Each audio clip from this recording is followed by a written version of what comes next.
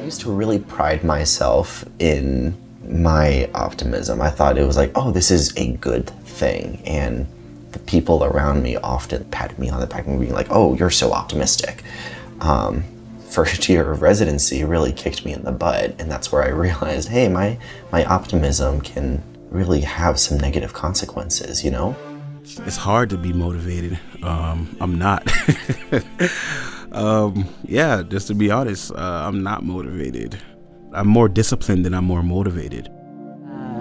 I was well indoctrinated into the belief systems that are supposed to be surrounding what it is that the United States of America is supposed to be. And I'm suffering greatly right now. I'm about to cry talking about it, that my government has so resolutely betrayed us after we have been good citizens. When we live in this democracy that we call America, we are supposed to accept political dissent. Whatever form that's in the spectrum, I don't tell people how to protest. I don't even like distinguishing peaceful protests, whatever. When people are exercising their constitutional rights, the government should rejoice within that and say, we welcome that. Instead of saying, no, you did something wrong, I'm gonna charge you with something where you can go to jail for 35 years. You know, Charlie is a friend, and Charlie is in jail for putting up posters. Protest is patriotic. We are being good citizens by caring about stopping the militarization of the police. It just baffles me. I'm not crying, I just got bad contacts, but I do get pretty fired up about this. So optimism isn't working, but neither is straight cynicism. Yeah, you have me thinking, like, how am I? Because if you just go all the way in the other direction, like, you're gonna... That's delusional. It's not delusional. I would say it's very realistic, but it's also just not practical in the line of work that you're in. Yeah. And it's not gonna keep you going. When I have a patient who is going through a lot, and I'm like, we can do this, we can do this, we can do this. And then afterwards, my team was like, what's the end goal? They are suffering. Trying to push forth is going to prolong their suffering. And that's when I really took a step back and was like, my optimism hurt me and it had the potential to hurt someone else. The question about optimism and disillusionment, it's like, what replaces optimism? Like, it's not everything's horrible, I'm gonna be cynical, I'm not gonna try. What's the balance between those things? You know, that is a hard question.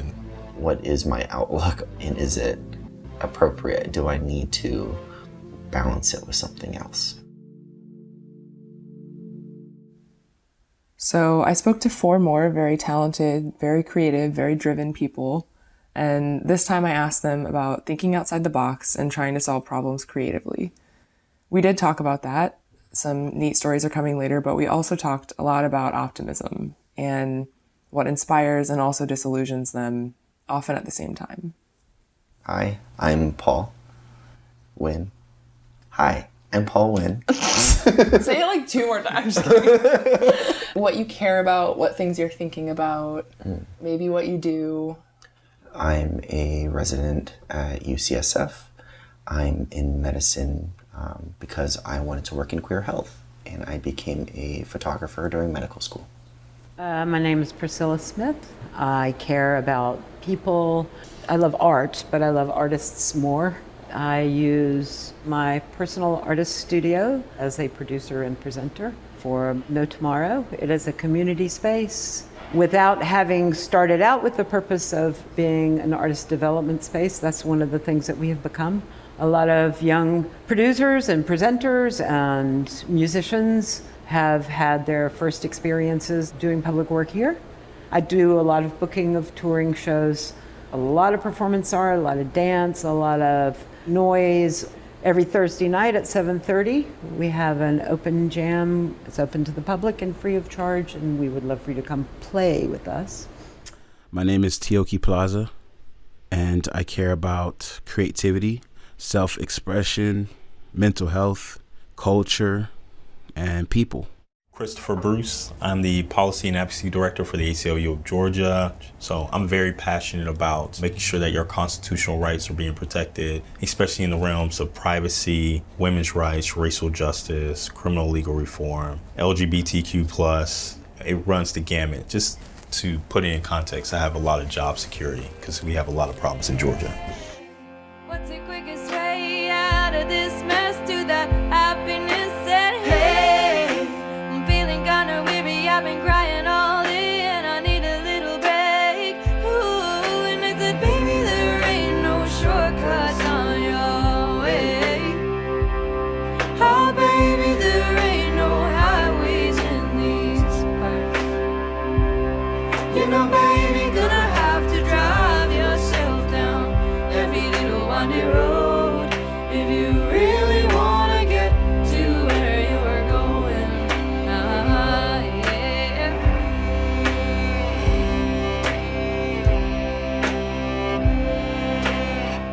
I picked these people to talk to because they're not just frustrated. They're channeling the disillusionment into alternate solutions. As you'll hear, they have some very real, hard-won, experiential lack of faith in large system solutions like government and legislature. I promise we are building to a better note here, but there's a very applicable concept from Rebecca Solnit's book, Hope in the Dark, that I'll drop in as a lens to hear the next few minutes with anyway. She says, some plants die from the center and grow outward.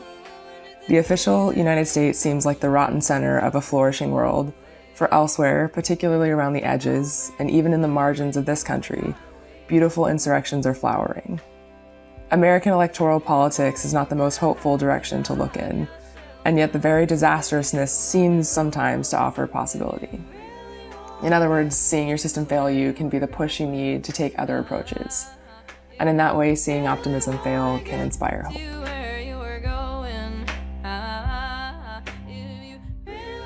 I care deeply about self-determination. We're born out of revolt. I know it was a flawed beginning as well as everybody does, but somebody from city council should have stood up after 7.5 hours of people making very articulate, real arguments and not repeating each other. Here, Priscilla's talking about the sheer number of Atlanta citizens that showed up to give public comment against Cop City in May and June. We're talking over 90% opposition, hundreds of signups each time, meetings stretching between 7 and 14 hours each, prior to the council's decision to approve funding anyway. I won't get super into that here, but in short, Cop City is a proposed police training center in the Weelaunee Forest of Atlanta that has got a lot of community pushback. Somebody should have thanked us. Somebody should have said, this is what we need. How can we harness this energy for the city that we need to have? Yeah. Let's engage you. Yeah. But nobody did that. And so I'm very disenchanted with the political system. I ran for public office. Yeah. I ran for the State House of Representatives. I knew I was fighting a losing battle. I live in a very red district. But I did it anyway, and I, in a lot of my life, have been able to look to the judiciary to shore up the underpinnings of what it is. It's supposed to be an egalitarian society capable of adjusting and recognizing human progress so that the former rules are no longer applicable. Working through the system. Yeah, we'll work through the system. Okay, I'll get in the system. I'll get in the system and try to make it work from there, but the system's broken. I gave money to the current mayor's campaign. He was the most progressive person on the city council. And I feel completely betrayed. I'm not alone in that feeling, and I'm very sorry. I always tell people, legislators, they say that they're supposed to represent their district. That's their number one thing. Their number one thing is getting reelected. People who want power, people who are in power like to stay in power. I was at the Forest Rave. Again, in Atlanta, Cop City, the music festival where 35 people were arrested in March. And it was a lovely thing, campfires and bands and dancing and people sitting on blankets and having a good time using a public park as a public park. There was a bouncy house, there were families there. It was a celebratory time, music on stages. Suddenly there are cops way down the hill and we see people getting zip ties on their wrists, and the police are walking up the hill towards where everybody's dancing, where the music is and the bouncing house and all of that, clearly agitated and armed. The people I was with got scared, The crowd that just wanted to get out of Dodge before anything untoward happened didn't know what to do. There were 3 or 4 police walking together. I said, nobody's telling us what to do. They said, if you leave, you won't be in any trouble. And I say, okay, you need to talk to us.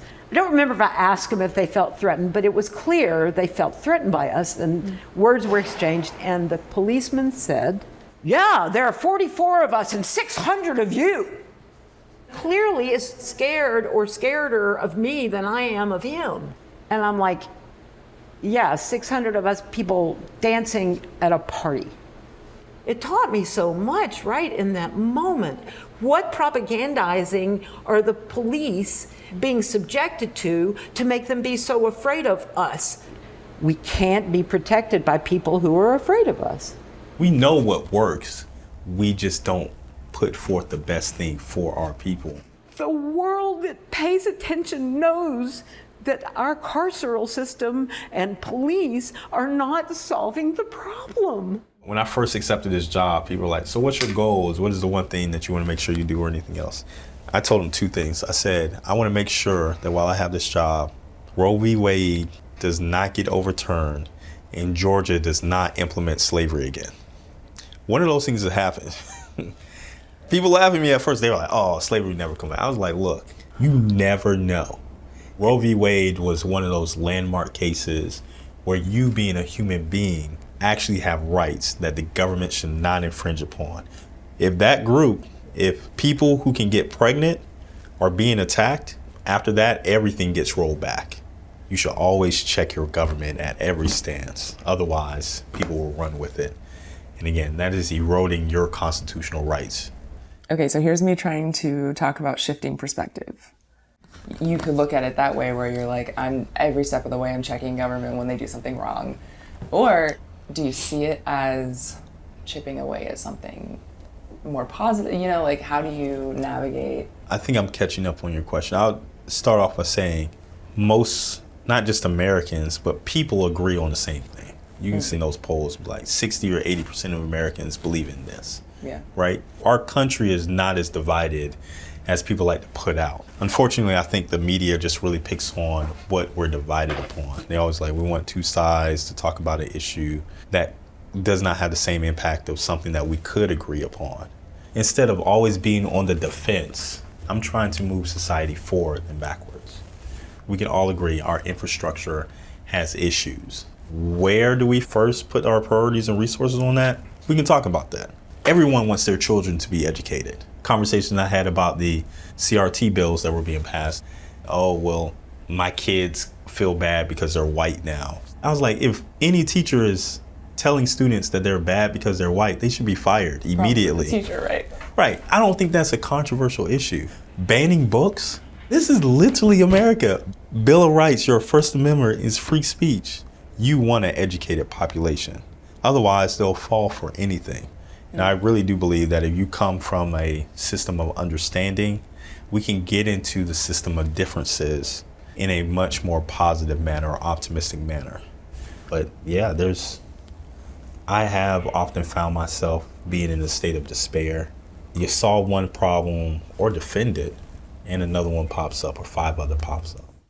Chris did talk about zooming out, though, as a mechanism. So like big picture lenses.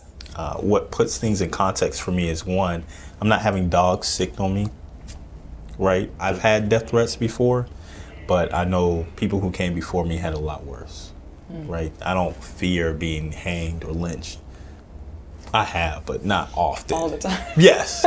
Like these people were under constant threats just to have the right to vote or just to be able to visit grocery stores, just being treated like a human. I graduated with a JD. I live I'm going to say privileged life, but I live a comfortable life where I'm not in fear of constant attacks, not only by citizens, but by the state. Maybe not be constant, it's still there. But yeah, these problems are going to keep coming, if not avalanche into something more. The only thing that I really fear, and this is what I tell people all the time, problems can be solved, and even if you lose on something, you live to fight another day. Now, when that sun does not come up, then we have a problem. All these other events, Lives may be on the line and lost, but we can fight another day for it. If there's a meteor coming to this earth, that's a different story. That was probably That's a pretty weird high bar. But you know what? Dealing with this type of work you have to put it in perspective to that point. So yeah, I remember when I was Stacey Abrams' political director of Atlanta, the day after she lost, I was back at my old job, at this job, at 7 a.m. And people were asking us, like, you were just out till 3 o'clock. You had done months of 23, 24 hours worth of work. And you're back at this office after you lost. And I said, I didn't lose. Losing is when you give up. Now it's time to fight on another front. So let's get to work. And I came back, started working the next day. Haven't stopped. He does take care of himself, though. I exercise daily. I would love to go hiking or camping or something like that. Like, you gotta have your escape. Therapy also has been very helpful for me. And I like to watch Netflix or anything else in there. I can binge watch all the time. I'm at war, but I'm cozy. Sing a bridge, burn it down, this is empty. Feel the noise, kill the noise. It's in disguise. This is war. Of all these different approaches, I think the most tangible workaround seems to be creativity. What each of these people demonstrated is a desire to pursue something different, often because their lack of optimism in whatever currently exists pushed them to use outside of the box means. Working within constraints, yeah, that's my life. That's the story of my life. I have to find ways to express my creativity in the way that I see it in my head while working with what I have.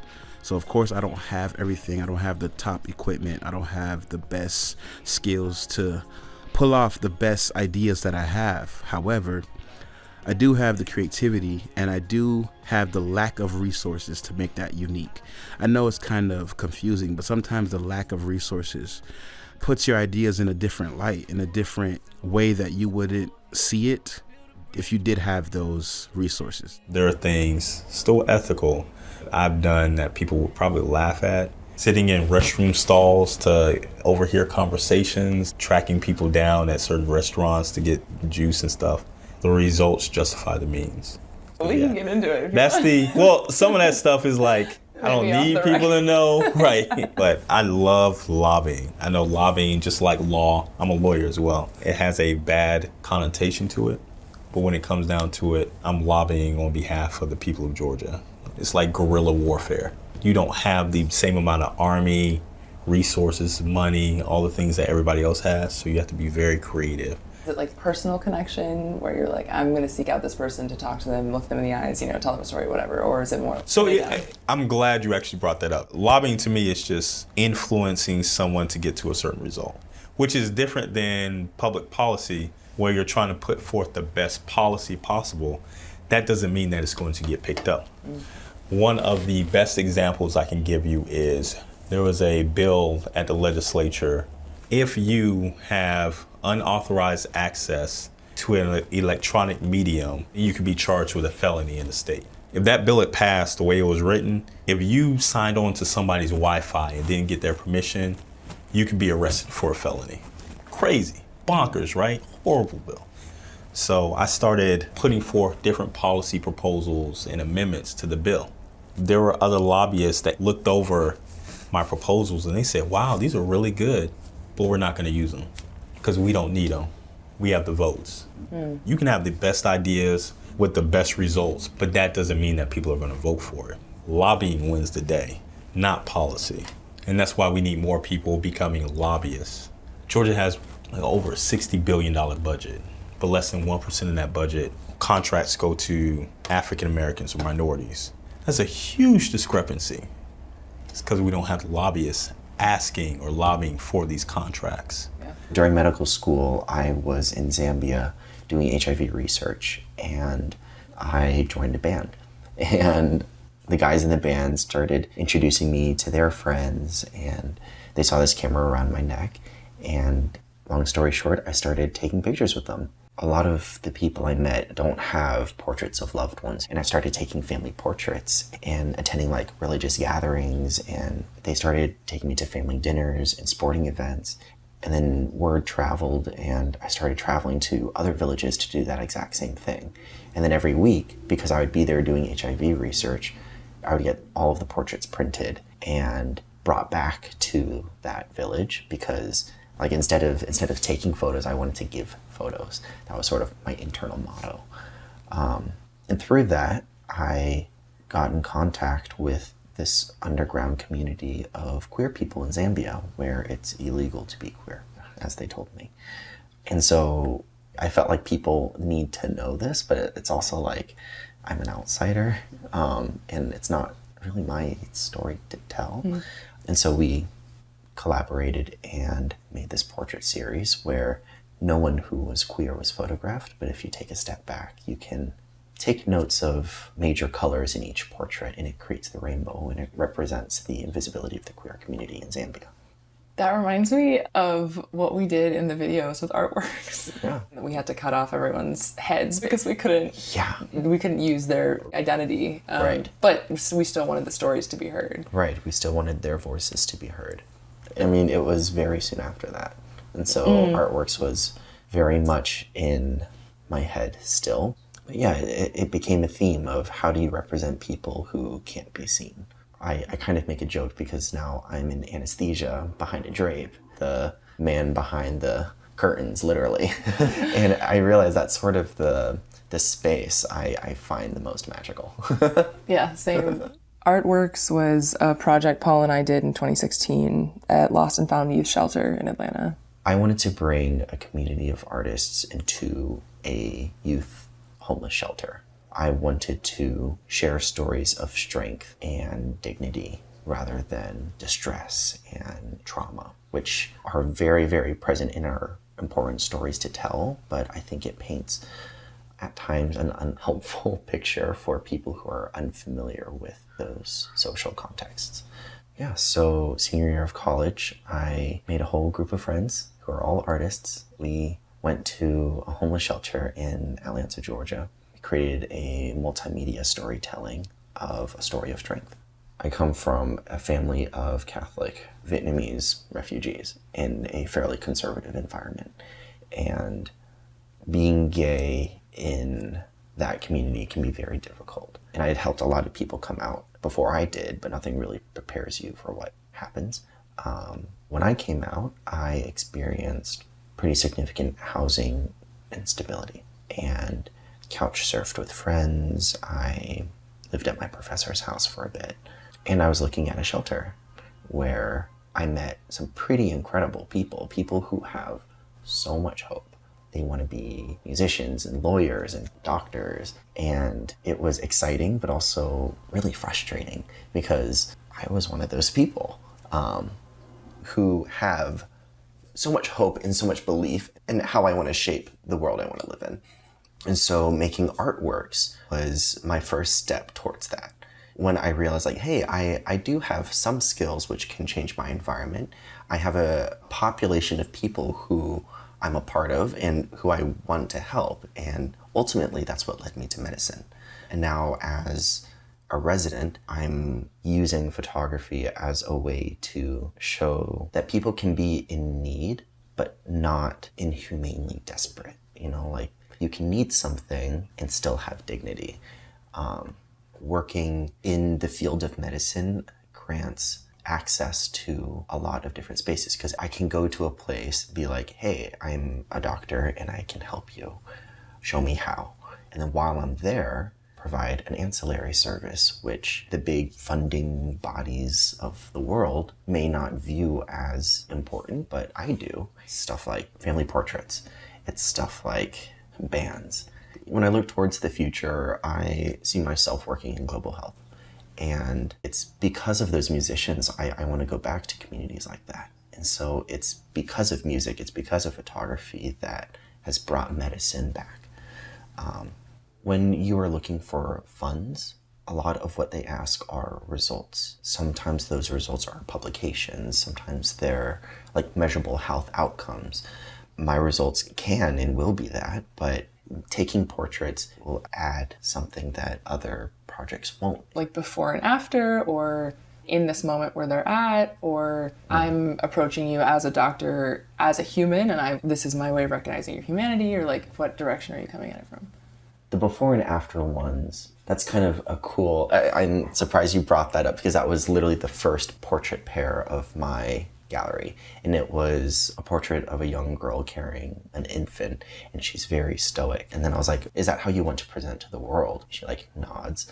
And then I start speaking Tonga, and she bursts out laughing, and I take her portrait, and that is my favorite before and after. You know, like, this is how someone wants to present, and this is how someone is. I want to use my photography in medicine because I really believe it changes the way people see themselves. They can look at a portrait and be like, wow, that's me, you know? And also the act of taking a portrait is grounds for like really honest communication. And it centers a relationship first, right? Like It is a relationship. Yeah, it puts the subject in a position of power. Right. Especially if I'm there in a medical context where they might be ill and particularly vulnerable, and they can do whatever they want with it as long as they know it's an option for them. Now the curtain's drawn away. There's a light pulling me to a new day. At this point, it's probably not a surprise, but we're about to end back at making joy now territory, which in some ways is an answer to the optimism question too, but I think is best demonstrated by Priscilla's story about her community arts center. I think No Tomorrow is a space of hope, ironically, because of the name too, right? Right. Yeah, I want you to articulate the place that you see that it holds in the community. 2020, as a caregiver for a dear friend's mother who was bedridden. Spent a lot of hours taking care of her, a lot of them sleeping in the easy chair next to her. And then in October, she died. Got everything taken care of that night. I went home, and my housemate, who was my best friend from college, had been living with me for 10 years. He had really bad COPD, and he was on the floor. He'd passed out from weakness. He had something wrong with him. I got him onto the breathing apparatus, called 911. He said, "You didn't need to call 911, I'll be okay." He died the next day.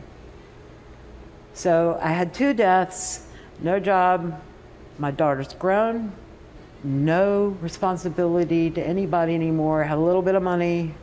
This space where we're sitting now was empty. And my friend Chris Pilcher was originally hired to be the creative director for Underground Atlanta. He convinced the owner to give spaces to artists to start activity. So we knew going in that we were gentrifying ourselves out of space. I just, buried this, buried that, buried my father in 2016. So I put No Tomorrow using sticky notes on the front of the lectern. Because they're temporary? Because they're temporary. Sticky notes are temporary. What that then challenges us to do is to burn it down like there's no tomorrow in terms of the courage of the work that we make. A lot of the people that do work here are young or inexperienced. Their craft may be wanting further development. Our concepts may need further examination, deepening, but I don't want you to do the things that are risky, so you're gonna fall because you try a step that's too hard. Good. Be naked. Good. I don't want you to come in here and make easy choices. I've got imposter syndrome like everybody else. I'm scared I don't have what it takes, or I've done something wrong. But I'm 66.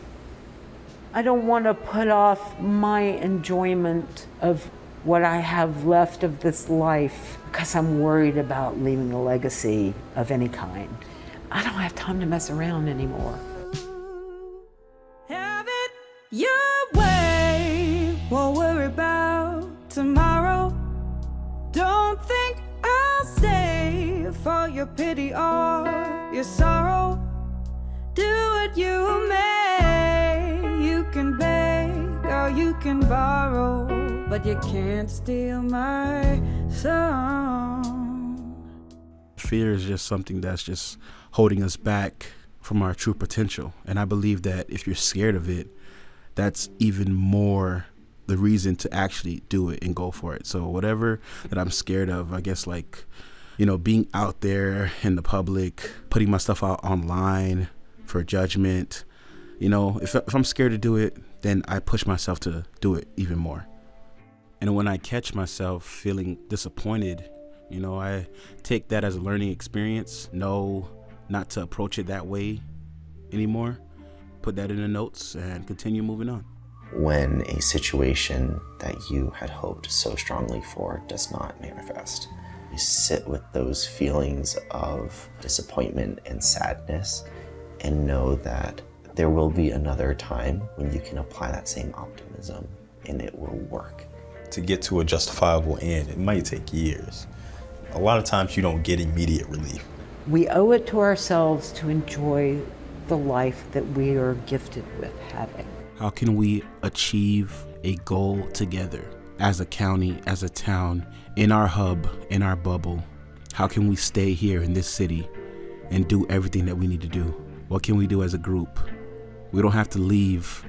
We don't have to go to New York. Let's stay in our suburbs. Let's stay in our ghettos. Let's stay in our little towns and create what we need to create.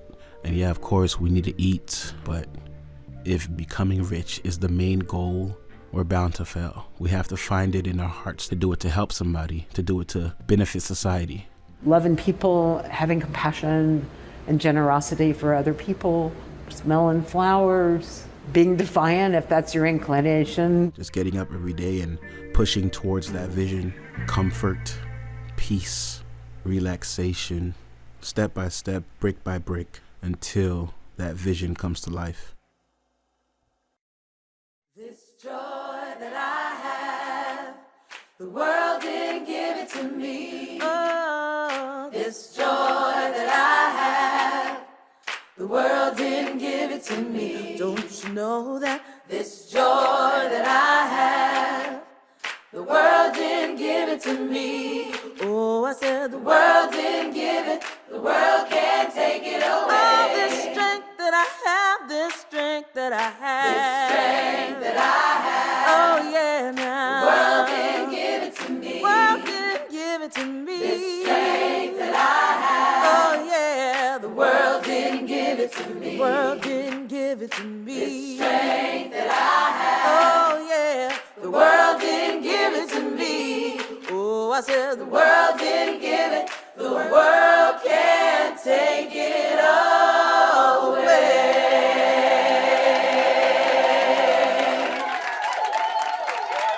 Resistance Revival Chorus believes in the words written by the poet Toy Derricott when she wrote, "Joy is an act of resistance." We believe in the words of Mr. Harry Belafonte, who said, "When the movement is strong, the music is strong." We sing to revive the hearts of those who fight for social justice, and we sing together for freedom. Thanks to Paul, Tiioki, Chris, and Priscilla for the conversations. Double thanks to Tiioki for lending me his music too. He was the first and third song. The second one was from Heather Maloney and Darlingside.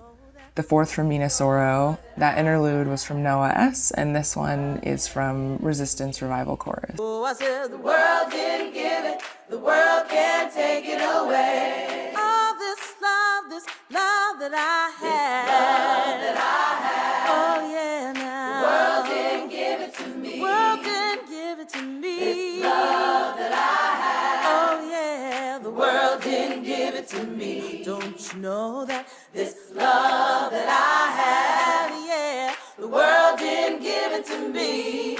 Singing, the world didn't give it, the world can't take it away. This pride that I have, this pride that I have, this pride that I have. Oh yeah, now the world didn't give it to me. The world didn't give it to me. This pride that I have. I said the world didn't give it to me. Don't you know that this pride that I have, yeah, the world didn't give it to me. Oh, I said the world didn't give it, the world can't take it away. All this peace that I have, oh, yeah, the world didn't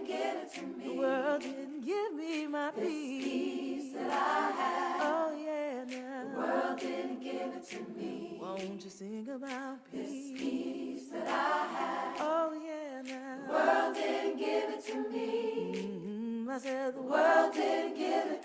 The world can't take it away. all this joy that I have, this joy that I have. This joy that I have. Oh yeah, now. The world didn't give it to Said me. the world didn't give it to me. This joy that I have. I said the The world didn't give it to me. Don't you know that This joy that I have, the world didn't give it to me. Oh, I said the world didn't give it, the world can't take it away. The world didn't give it and the world can't take it away. The world didn't give it, the world can't take it The away. world didn't give it and the world can't take it away. The world didn't give it, the world can't take it away. Didn't give it and the world can't take it away.